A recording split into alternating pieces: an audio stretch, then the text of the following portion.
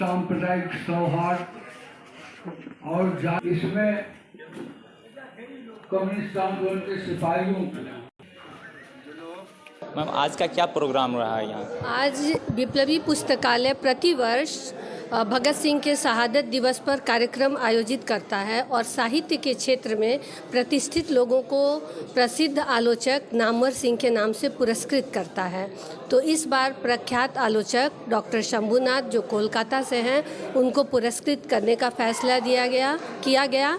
Doctor Shambhunath एक प्रखर आलोचक हैं और वो इतिहास मिथक के साथ साथ आज के समय और बाजारवाद का जो प्रभाव है, पूंजीवादी शक्तियाँ किस तरह एक छद्म गढ़ रही हैं, इन सारी चीज़ों पे बहुत प्रखरता से लिखते रहे हैं। वर्तमान में वो वागर्थ पत्रिका के संपादक भी हैं। तो आज उनको सम्मानित किया गया। भगत सिंह को याद करते हुए आज चर्चा का विषय था जागो फिर एक बार। तो भगत सिंह को याद करते हुए हमने आज की चुनौतियों पर बात की और देखा कि किस प्रकार आज के अभी का जो समय है इसमें दो चीज़ों की लड़ाई, जैसा कि डॉक्टर शंभूनाथ ने अपने वक्तव्य में कहा कि एक तरफ वे लोग हैं जो समाज में खाई बनाना चाह रहे हैं और एक तरफ वो लोग हैं जो समाज में पुल बनाना चाह रहे हैं। ये इन दोनों के बीच की लड़ाई है।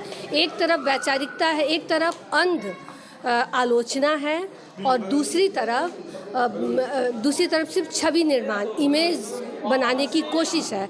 इनके बीच से एक राह निकलती है और निराला की जो प्रसिद्ध कविता जिसे आज का वक्तव्य बनाया गया जागो फिर एक बार, उसी को उद्धृत करते हुए हमारे आज के मुख्य अतिथि जिन्हें पुरस्कार प्राप्त हुआ डॉक्टर शंभूनाथ ने संदेश दिया कि हमें शक्ति की नई आराधना करती होगी।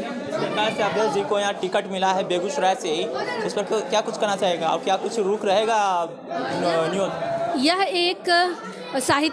यह एक मंच था विप्लवी पुस्तकालय द्वारा और इसमें वक्ताओं को, विचारकों को आमंत्रित किया गया था।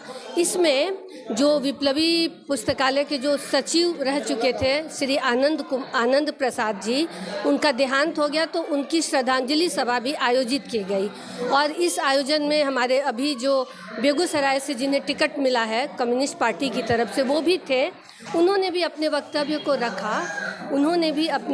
को रखा और यह बतलाया कि हमारे जो आज के समय की चुनौती है, हम किस तरह हमारे अंदर जो चीज़ें हम सोच कर विचार से हमारे सामने समय में झूठ को परोसा जा रहा है और हम उसके माया जाल में मूलग्रस्त हो गए हैं। तो हमें इस संघर्ष को तैयार करना होगा। आसमान में एक लड़ाई हमारी कठिन है, एक तरफ पूरे संसाधन हैं, सत्ता है, सब कुछ है और दूसरी तरफ आम लोगों के पक्ष में खड़े हुए लोग हैं।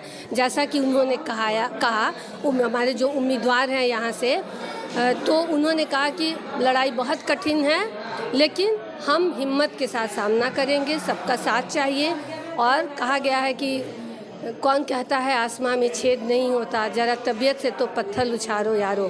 तो इसी संदेश के साथ इस संगोष्ठी का यही संदेश रहा। कुछ रहेगा चुनाव का मुद्दा में, जिस प्रकार से एक तरफ राम मंदिर को लेकर बड़ा ही लोगों में उत्साह देखा जा रहा है, दूसरी और जो है क्या रुख रहेगा आपका? देखिए, मूलतः यह एक साहित्यिक मंच था, वैचारिक मंच था, राजनीतिक नहीं था और मैं एक साहित्यकार भी हूँ, इसलिए राजनीतिक तो बात नहीं कहूँगी।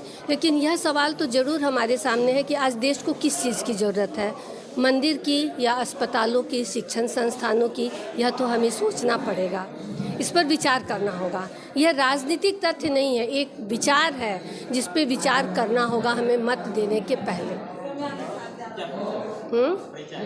मैं प्रोफेसर सुनीता गुप्ता, प्राचार्य एलन कॉलेज भगवानपुर।